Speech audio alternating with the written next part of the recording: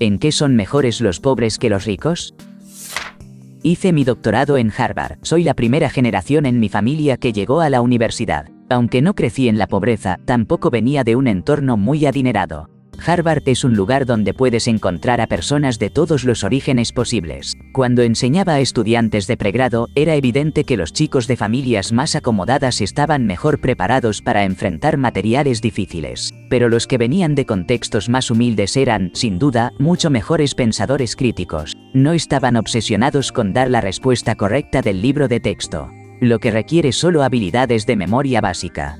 Eran más interesantes, menos preocupados y tenían una capacidad increíble para navegar en ideas amplias y profundas, encontrando respuestas más matizadas. Eso no quiere decir que los estudiantes de bajos recursos fueran siempre más inteligentes. Es cierto que, considerando lo complicado que es llegar a la universidad, probablemente tenían un nivel de dedicación superior. Pero lo que realmente noté es que las personas talentosas que crecieron en la pobreza eran mucho más completas en su forma de pensar y resolver problemas. Además, eran mucho menos propensos a intentar hacer trampa o a preocuparse exclusivamente por las calificaciones. Se interesaban realmente en aprender, no solo en obtener un número en su hoja de notas, y tomaban su educación con mucha seriedad, plenamente conscientes de su verdadero valor. Criar a 6 hijos en una casa de 140 metros cuadrados no fue fácil. Durante 30 años enfrentamos una pobreza extrema. Hubo un momento en que tuvimos 4 ventanas cubiertas en la parte trasera de la casa. Regresar de trabajar y preguntarnos qué servicio público encontraríamos cortado era casi parte de nuestra rutina. Entretanto, no había diversión y la comida más frecuente era esa mezcla de carne y pasta que parece tener más de un nombre, pero siempre sabíamos que era lo mismo. No era bonito, y el estrés era abrumador.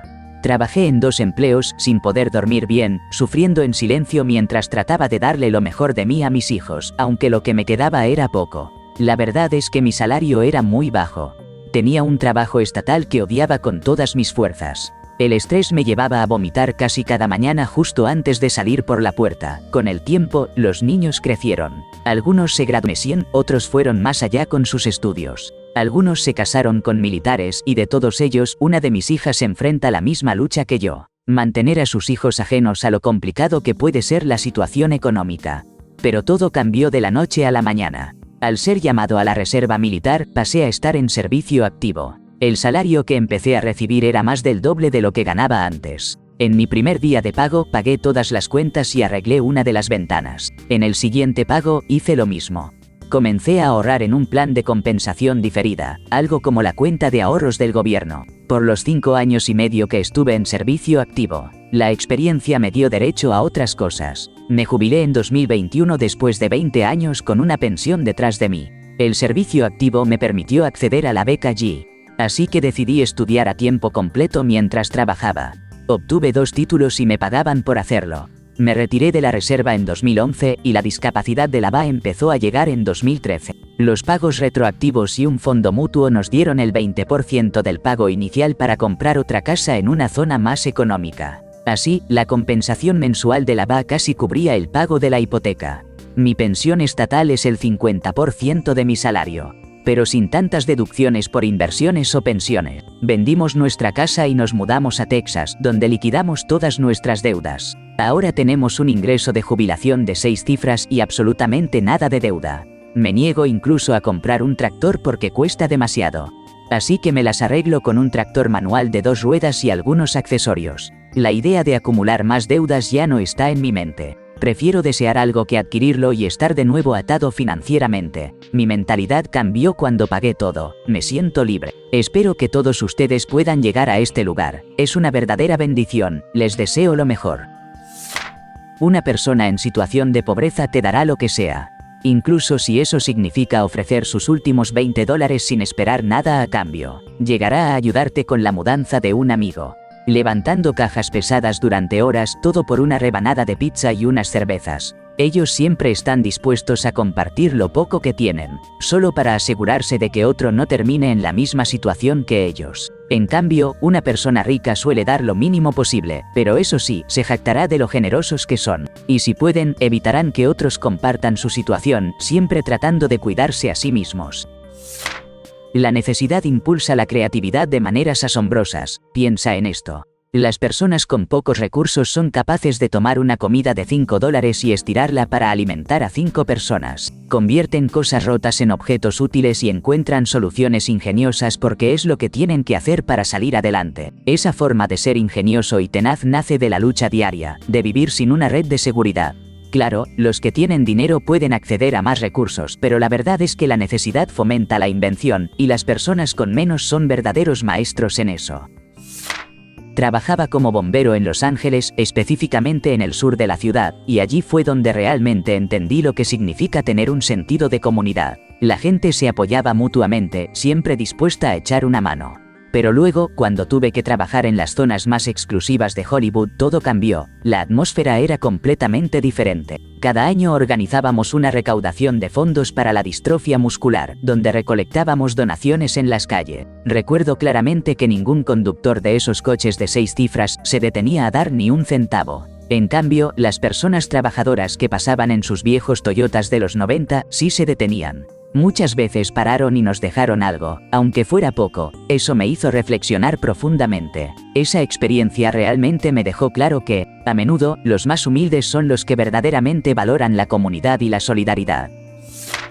Desde pequeño no teníamos mucho, pero había algo que siempre me impresionaba: la habilidad de mi familia para hacer maravillas con lo que teníamos. Mi mamá podía preparar comidas deliciosas con solo unos pocos ingredientes. Y mi papá, con unas herramientas que tenía desde hace años, podía arreglar casi cualquier cosa.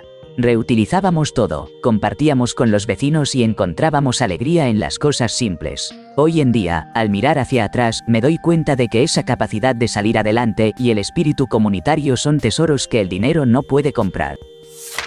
Trabajo como asistente ejecutivo en una consultora MBB y tengo tanto que contar al respecto. La mayoría de mis jefes nacieron en la riqueza y ahora son parte del 1%, ganando más de lo que puedo imaginar 7 cifras. Yo, en cambio, crecí pensando que el pan blanco con mantequilla y azúcar moreno era un manjar. Primero, hablemos de las habilidades sociales. La gente con menos recursos suele tener mejores habilidades en este aspecto. No teníamos opción, tuvimos que aprender rápidamente a leer y comprender los contextos sociales. Luego está el humor. La gente en situaciones complicadas suele ser increíblemente divertida. La pobreza muchas veces viene acompañada de traumas. Como decía, esos ejemplos de interacción social se tradujeron en un sentido del humor único. Esos momentos difíciles a menudo traen consigo risas. La resolución creativa de problemas es otro punto clave. Las personas ricas son muy buenas resolviendo problemas cuando tienen recursos a su disposición o pueden recurrir a información ya existente. Pero, ¿qué pasa cuando debes alimentar a una familia de 5 con solo $20? O cuando la cama de tu hijo se desarma. No tienes dinero para una nueva y, además, estás por recibir tu periodo y no tienes toallas higiénicas. En esos momentos, la resolución creativa se vuelve vital. Y no puedo dejar de mencionar la empatía básica. Desde lo que he observado, la gente rica simplemente no empatiza con los demás. Puede que sea influenciado por el tipo de industria en la que trabajo, pero suelen ser fríos a menos que realmente les guste. He visto a mis compañeros unirse para ayudar a una asistente a pagar sus cuentas médicas. Todos ganamos entre 45 y 65 mil, pero los ejecutivos de mayor rango que no pueden funcionar sin ella, ¿cuánto donaron? Ningún centavo. Eso sí, enviaron flores. Podría seguir hablando de esto, pero en resumen, las personas con menos recursos tienden a ser mejores seres humanos. Crecí en la pobreza, ahora tengo un salario que muchos considerarían alto y la mayor parte lo ahorro o invierto. No porque tenga un plan estricto, sino porque honestamente no sé qué hacer con tanto dinero. Sigo conduciendo el mismo auto que he tenido durante años. Funciona. Tiene calefacción, los vidrios bajan y nunca se me ha descompuesto. La gente sigue insistiendo en que lo actualice, pero simplemente no le veo sentido. Cuando creces sin nada, aprendes que poseer cosas suele ser más problema que beneficio. El tiempo, las reparaciones, el mantenimiento, la atención. Todo eso consume recursos sin una razón real. En el pasado, cuando no podía pagar el seguro del auto, compré una bicicleta barata y la usaba para ir al trabajo. Ahora escucho a personas que nunca han pasado por apuros justificar por qué necesitan una motocicleta o una camioneta elegante que ni siquiera puede cargar una plancha de madera, y simplemente no lo entiendo. La gente pobre es creativa. ¿Tienes un montón de especias y ninguna receta? Nos las ingeniamos. Una vez, un chico adinerado me regaló su viejo teléfono. Se me rompió la pantalla, gasté $20 en un repuesto de China y lo reparé yo mismo. Ese teléfono duró casi 10 años. Cuando al final dejó de funcionar, agarré otro roto de un contenedor de tecnología, lo reparé y seguí adelante. Ese tipo de pensamiento se quedó conmigo. Les digo a los pasantes que un buen ingeniero puede construir algo con las piezas adecuadas. Un ingeniero legendario puede hacer lo mismo solo con chatarra. Crecer en la pobreza me enseñó muchas lecciones valiosas, y hasta el día de hoy no veo razón para olvidarlas.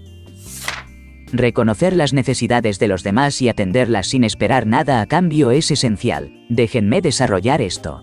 Para quienes tienen muy poco, nuestro mayor recurso somos nosotros mismos. En términos reales, esto significa que las dificultades y los desafíos de la vida con los que más necesitamos ayuda pérdida. Duelo, trauma, penas, soledad y así sucesivamente no son bienes materiales que uno pueda comprar, ni son fáciles de pedirle a otros. Contamos unos con otros para vernos caer y sostenernos antes de tocar el suelo. No quiero dar a entender que los ricos no enfrentan estas dificultades, pero la diferencia crucial entre ellos y los demás es la red de seguridad que proporciona la estabilidad financiera y el tiempo y los recursos para sanar, que la pobreza no puede ofrecer.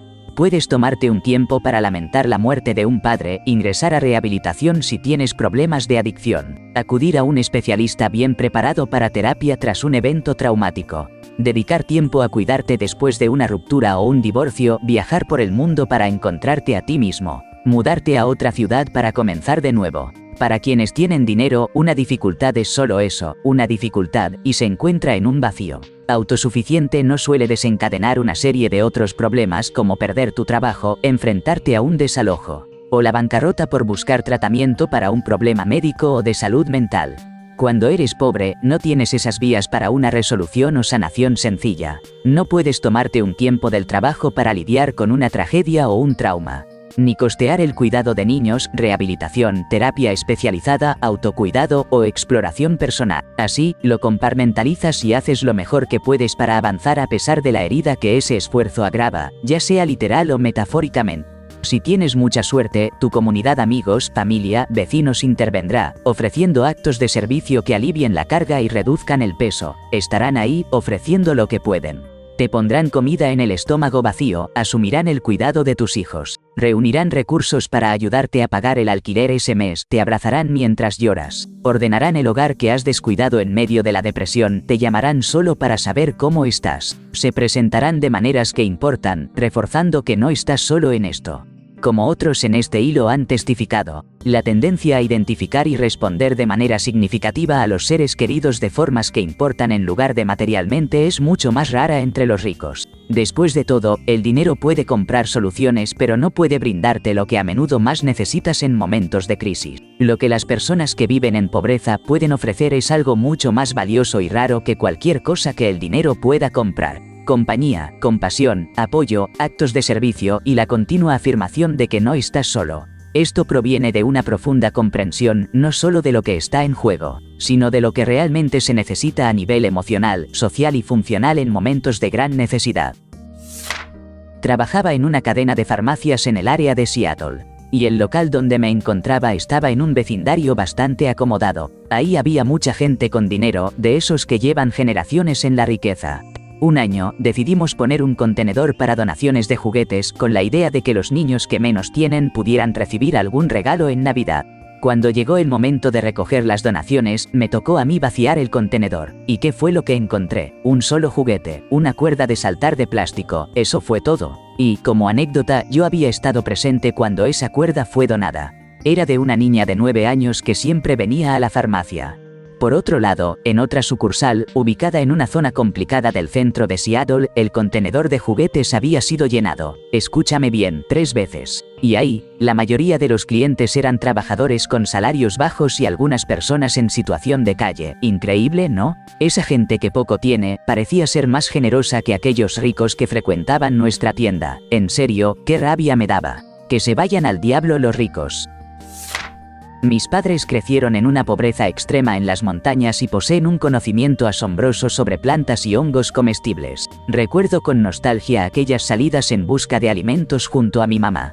maravillándome de su vasta sabiduría acerca de lo que podíamos recolectar y consumir. A pesar de que ahora están bien económicamente, su jardín trasero está repleto de verduras y bayas. Además, cada planta que rodea nuestra casa es comestible. Es asombroso. Una vez, mientras asistía a la secundaria, mi mamá vino a recogerme y, desde lejos, reconoció un seto en el terreno de la escuela. Sabía que era Nucogi Eleuterocus sieboldianus, ni siquiera necesitó acercarse para identificarlo.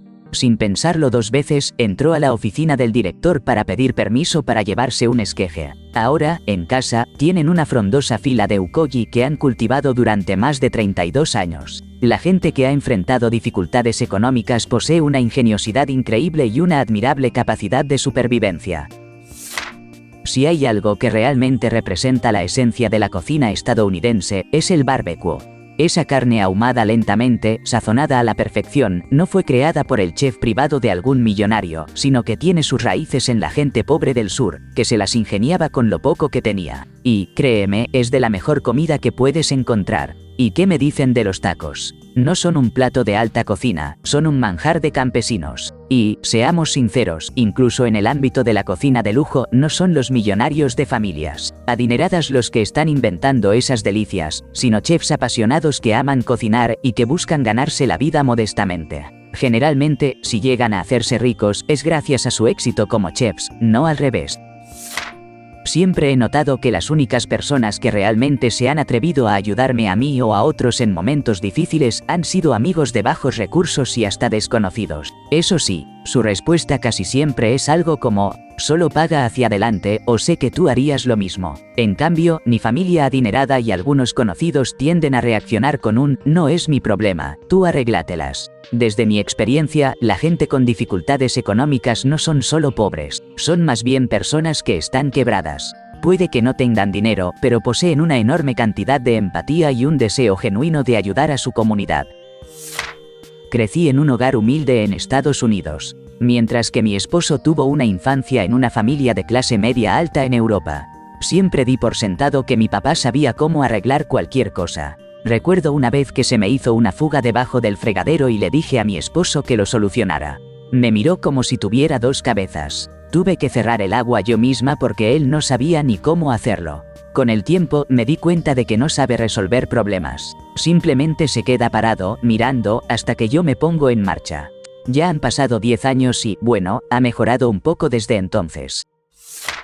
Pasé bastante tiempo como persona sin hogar. Y durante ese tiempo observé a muchas personas adineradas. Siempre necesitan cosas externas, desde objetos materiales hasta validación social. A veces, me parece increíble cómo se desesperan por el color de su pintura, la marca de su ropa o el paquete de vacaciones que eligieron. Yo, en cambio, soy completamente feliz pasando una tarde bajo un árbol, solo disfrutando del cielo. No puedo entender esa preocupación por cosas tan superficiales. Si tienes comida, calor, un hogar y acceso a atención médica, ¿qué más puedes necesitar? La verdad es que todo lo demás me parece una ilusión creada por quienes están tan alejados de lo esencial. Esa emoción tan intensa que sientes al finalmente comprar algo por lo que has estado ahorrando. Ese instante de orgullo, alegría y verdadero logro. Se siente diferente cuando el dinero escasea. Cada dólar cuenta, y eres muy consciente de lo que te costó llegar hasta ahí. Sinceramente, creo que sería aterrador ser alguien cuyo único objetivo en la vida es hacerse rico, sin un propósito más profundo. Si todo tu sentido del éxito está ligado a lo material, ¿qué pasa cuando por fin lo tienes todo?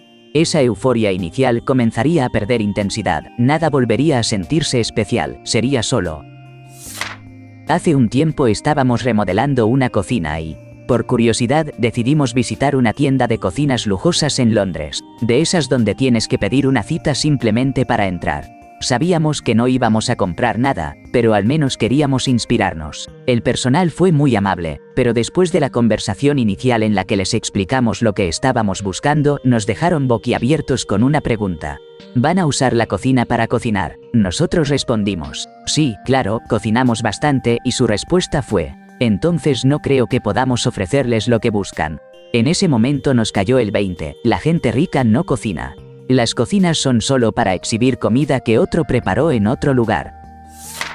Tienen una comprensión mucho más profunda de las situaciones de la gente. Mi mamá fue madre soltera con 3 hijos. A lo largo de los años trabajó en diferentes empleos y tuvo jefes de todo tipo, muchos de ellos bastante adinerados. Los que habían crecido en un entorno de riqueza nunca entendieron cuando ella necesitaba recogernos porque estábamos enfermos o teníamos algún evento escolar. Parecían robots, como si no pudieran conectar con la realidad. En cambio, sus jefes más comprensivos y razonables solían haber crecido en condiciones más humildes y habían luchado por salir adelante. Nunca dudaron ni le pusieron peros a mi mamá cuando necesitaba atendernos. Las personas que habían salido de situaciones difíciles nos regalaron un tiempo juntos que fue invaluable.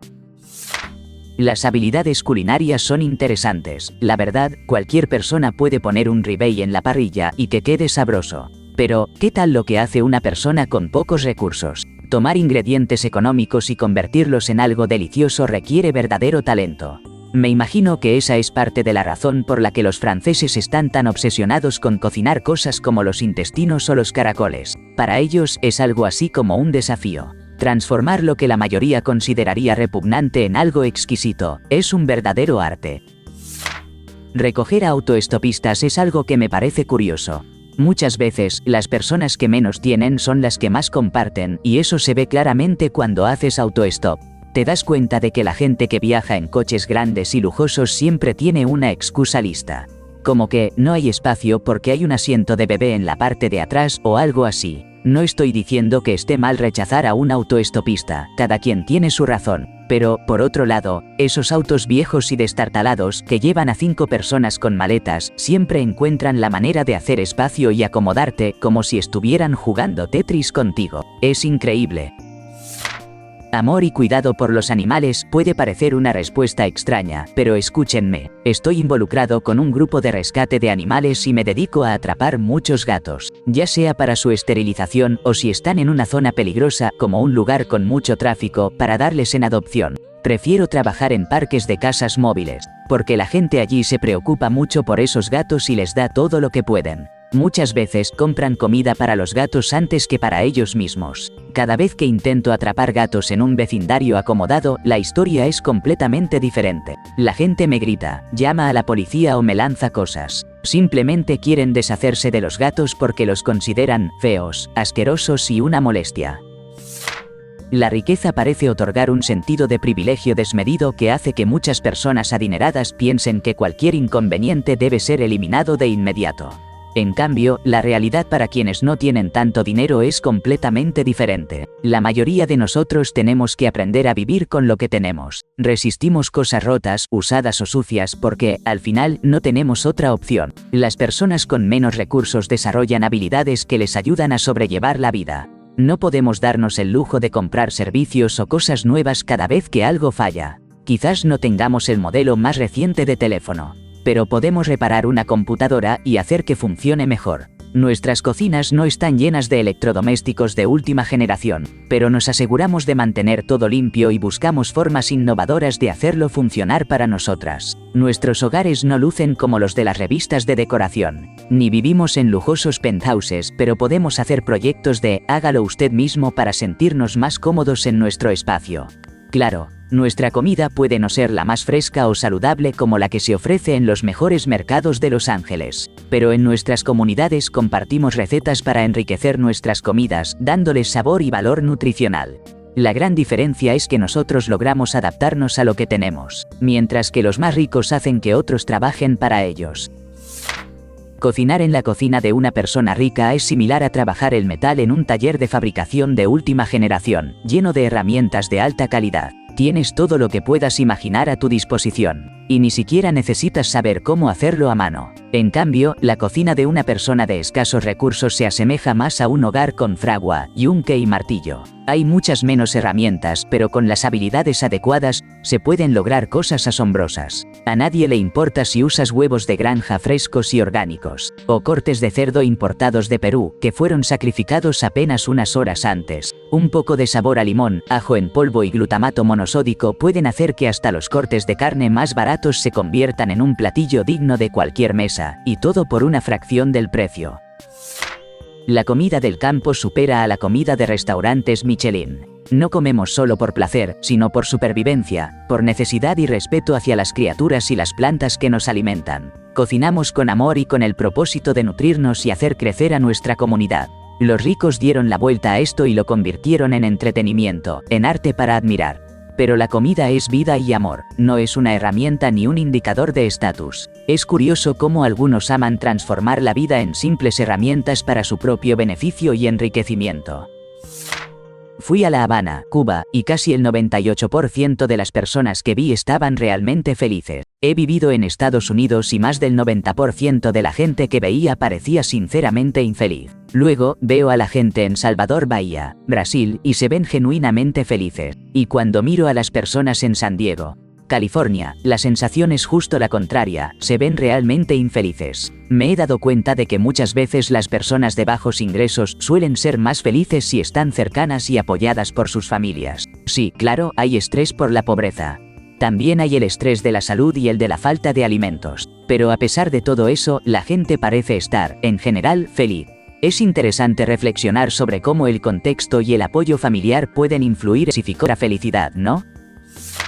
He estado en fiestas muy caras y, la verdad, son súper aburridas. Las mejores fiestas son las que se hacen en un garaje, con una mesa plegable, las bebidas que encuentras por ahí y unos juegos improvisados. Un televisor viejo mostrando un partido o un equipo de sonido tocando música.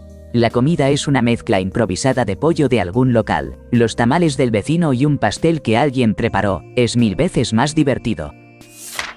Cuando vivía en un departamento económico en el centro, había un pequeño espacio, quizás de unos 6 metros de ancho, justo en la acera, que se había convertido en un mini mercado de trueque. La gente ponía a la venta ropa, zapatos, chácharas y todo tipo de cosas. Compraban lo que necesitaban a muy buen precio o simplemente intercambiaban. No parecía haber un organizador oficial ni nada por el estilo. Y estoy casi seguro de que la mayoría de los que participaban y gestionaban ese lugar eran personas en situación de calle. Esa pequeña área se llenaba de vida.